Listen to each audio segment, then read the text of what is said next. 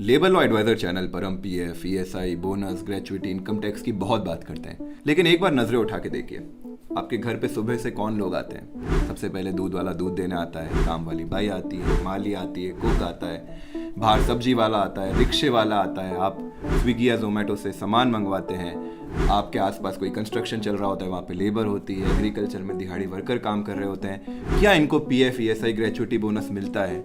क्या इनको इंश्योरेंस मिलती है? क्या इनको सोशल सिक्योरिटी स्कीम्स का बेनिफिट मिलता है? क्या इनको पेंशन मिल पाएगी? और क्लियर आंसर है नहीं, और हमेशा से ऐसा ही होता आया है।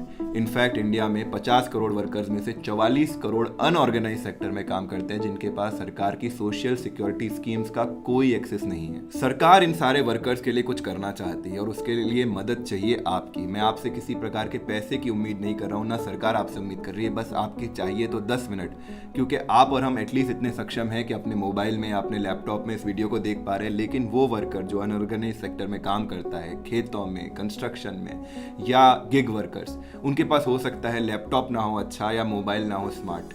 तो ऐसे में बस मैं इतना सा चाहता हूं, जागरूक जनता, सरकार सितंबर 2021 में ई श्रम कार्ड का एक इनिशिएटिव लेकर आई है, जिससे मुझे बहुत उम्मीद है कि आने वाले समय में इन अनऑर्गेनाइज वर्कर्स के लिए सरकार अपने तरफ से कुछ डायरेक्ट बेनिफिट्स इन तक पहुंचा पाएगी। और आपको बस इतना सा करना है, अपने 10 मिनट देने हैं, क्योंकि इसके रजिस्ट्रेशन की कोई कॉस्ट नहीं और मात्र 5 से 10 मिनट में आप वर्कर का रजिस्ट्रेशन कर सकते हैं। तो अगले कुछ ही मिनट में मैं आपको बताने वाला हूँ ये ई श्रम कार्ड क्या है, इसके बेनिफिट्स क्या है, इसमें रजिस्ट्रेशन कैसे करना है और कौन इसका रजिस्ट्रेशन करवा सकते हैं। और दोस्तों, हमारे बाकी फाइनेंस वाले वीडियोस में बहुत सारा अट्रैक्शन आता है, बहुत सारे व्यूज आते हैं, लेकिन इस तरह के कोर टॉपिक में अगर आप ये वीडियो अभी तक देख रहे हो तो इसे पूरा देखिए और कम से कम एक जने का ई श्रम कार्ड बनाइए।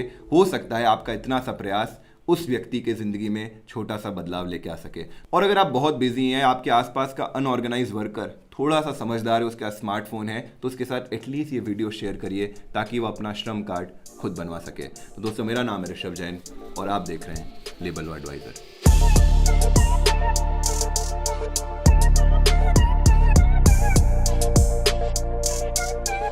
तो ई श्रम कार्ड का initiative ministry of labour and employment लेकर आया है सितंबर 2021 में, जिसमें इस देश के लगभग 50 करोड़ अनऑर्गेनाइज वर्कर्स का रजिस्ट्रेशन किया जाएगा। उन्हें एक ई श्रम card with a UN universal account number issue किया जाएगा। इसके 4 मेजर बेनिफिट है। सबसे पहले, सरकार अनऑर्गेनाइज वर्कर का एक मेजर डेटाबेस तैयार कर रही है, सभी को एक यूएन नंबर अलॉट किया जाएगा और आने वाली सभी सरकारी स्कीम्स का उन्हें डायरेक्ट इंटीमेशन दिया जाएगा। नंबर 2, सरकार इन अनऑर्गेनाइज वर्कर्स के लिए अलग अलग एम्प्लॉयमेंट अपॉर्चुनिटीज तैयार करेगी।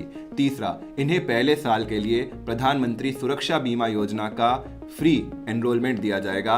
एंड 4th, जब भी पेंडेमिक जैसी कोई सिचुएशन होगी तो सरकार सीधे इनके बैंक खातों में बेनिफिट दे पाएगी। तो अगर किसी अनऑर्गेनाइज वर्कर की एज 16 से 59 साल के बीच में है, वो अपना इनकम टैक्स रिटर्न फाइल नहीं करता है और इस पूरी लिस्ट में दिए गए किसी भी अनऑर्गेनाइज जॉब में, सेक्टर में काम करता है, चाहे वो एग्रीकल्चर में हो, कंस्ट्रक्शन में हो, ठेला चलाता हो, अपना छोटा मोटा व्यापार करता हो, उन सभी का ई श्रम कार्ड बनाया जा सकता है। तो चलिए दोस्तों, सीखते हैं ये ई श्रम कार्ड आप कैसे 5 से 10 मिनट में ऑनलाइन तुरंत बना सकते हैं। अपना ई श्रमिक कार्ड बनाने के लिए सबसे पहले गूगल पर लिखिए ई श्रम कार्ड और ये जो पहला लिंक आ रहा है इस पर क्लिक करिए। यहाँ पर आपको राइट में ई श्रम कार्ड पे खुद से रजिस्टर करने का ऑप्शन मिलेगा। आपको ये ध्यान रखना है कि रजिस्ट्रेशन करते समय अपना आधार नंबर अपने पास रखना है और उस आधार नंबर के साथ जो मोबाइल नंबर लिंक्ड है वो भी रखना है। उसके बिना आप सेल्फ रजिस्ट्रेशन नहीं कर पाएंगे। रजिस्ट्रेशन करते समय आपको अपनी बैंक डिटेल्स भी चाहिएगी और आपकी एज 16 से 59 साल के बीच में होनी चाहिए। तो सबसे पहले अपना मोबाइल नंबर जो आपका आधार के साथ लिंक्ड है वो यहाँ पर ऐड करिए। उसके बाद कैप्चा ऐड करिए। अगर आपके पास पहले से पीएफ का यूएन या फिर ईएसआई का रजिस्ट्रेशन है तो आप उन्हें येस कर सकते हैं, नहीं तो इन्हें नो ही रहने दीजिए और सेंड ओटीपी पर क्लिक करिए। ओटीपी डालने के बाद सबमिट पर क्लिक करिए। उसके पश्चात अपना आधार नंबर ऐड करिए। यहाँ टर्म्स एंड कंडीशन को टिक करिए और सबमिट पर क्लिक कर दीजिए। आपके आधार लिंक मोबाइल नंबर पर एक ओटीपी आया होगा, उस ओटीपी को यहाँ पर डालकर वैलिडेट करिए। आपकी वो सारी इंफॉर्मेशन जो आधार नंबर के साथ लिंक्ड है वो ऑटोमेटिकली यहाँ पर आपको दिखाई देने लगेगी, जैसे नाम, date of birth, gender, locality, state, pin code और कंट्री। आप यहाँ पर I agree to all about information पर क्लिक करिए और confirm to enter other detail पर जाइए। अब यहाँ पर आपको अपना रजिस्टर्ड मोबाइल नंबर और इमरजेंसी मोबाइल नंबर डालना है जो मैंडेटरी नहीं है। अपनी ईमेल आईडी डालनी है अगेन जो मैंडेटरी नहीं है। मैरिटल स्टेटस पर आप सेलेक्ट करेंगे अपना marital status. Father name mandatory है जिसे आप फिल करेंगे। सोशल कैटेगरी में आप SC, ST, OBC या जनरल में से एक सेलेक्ट करेंगे। ब्लड ग्रुप में आप अपना ब्लड ग्रुप सेलेक्ट करेंगे। अगर ये कार्ड किसी फिजिकली डिसेबल्ड पर्सन के लिए बनाया जा रहा है तो आप यहाँ पर यस सेलेक्ट करेंगे। उसके बाद आप अपनी नॉमिनी की डिटेल ऐड करेंगे। नॉमिनी का नाम, नॉमिनी की डेट ऑफ बर्थ, नॉमिनी का जेंडर और नॉमिनी का आपके साथ रिलेशन। फिर सेव और कंटिन्यू पर क्लिक करिए। नेक्स्ट आपसे आपकी एड्रेस डिटेल मांगी जाएगी जिसमें सबसे पहले आपको अपनी नेटिव स्टेट डालनी है।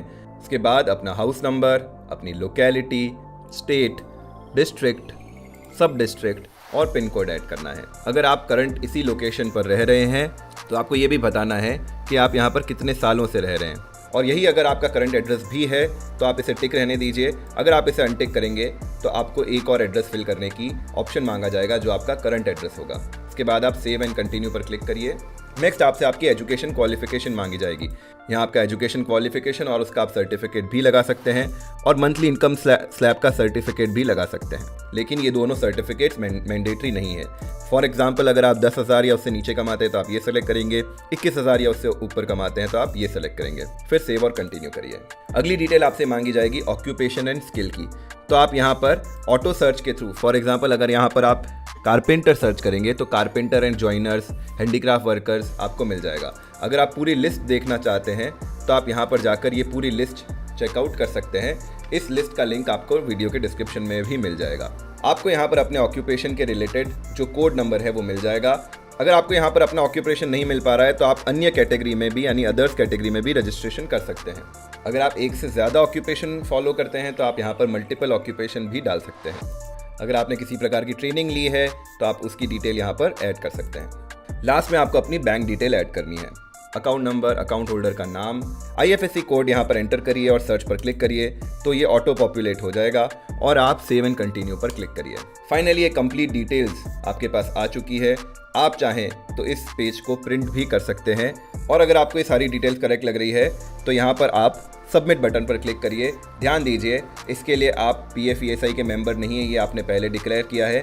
आप इनकम टैक्स पेयर भी नहीं है। अगर आप इनकम टैक्स पे करते हैं तो आप इसमें रजिस्ट्रेशन नहीं कर सकते हैं और आपने जो सारी इन्फॉर्मेशन ऊपर दी है वो करेक्ट दी है, ये आप डिक्लेरेशन दे रहे हैं। तो ये आपका UN कार्ड जनरेट हो चुका है और आपका यूनिवर्सल अकाउंट नंबर भी यहाँ पर आ चुका है। इस कार्ड को आप यहाँ पर प्रिंट कर सकते हैं या डाउनलोड करके सॉफ्ट कॉपी अपने मोबाइल में ले सकते हैं और कंप्लीट रजिस्ट्रेशन पर आप यहाँ पर क्लिक कर दीजिए।